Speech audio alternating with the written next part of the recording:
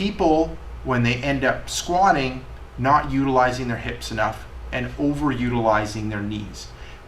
When you end up overutilizing your knees, it ends up putting excess stress on your knee joint, reshaping that knee in a negative way and continuing with the pain cycle or the pain within the knee. So what we want to do is, when it comes to the squatting pattern of when we work out or exercise and throughout day-to-day life, we want to utilize the hips more in a squatting pattern in order to, shift the stress on the hips, because they're big muscles around the hips, and decrease that negative stress and strain in the knee joint. So what I'm going to get is Mike to come up, and he's going to go through that, kind of doing the squatting pattern correctly. So I'm going to get him to do it wrong. So you're staying nice and upright, and you're squatting down, you're doing all the squatting with your knees. Good, and back up.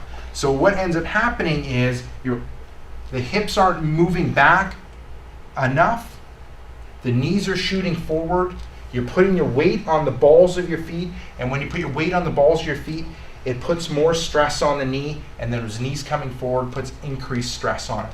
So what we want to do is shift the weight on the feet, so it's either in the middle of the foot or even on the heels. When he starts squatting, the movement initially starts with the hips starting to move back and then starts bending through the knees. Good. He can start off with having the hands out in front to help him when it comes to the depth of the squat.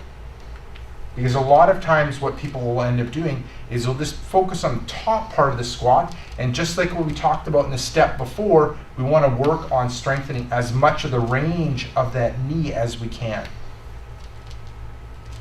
Good.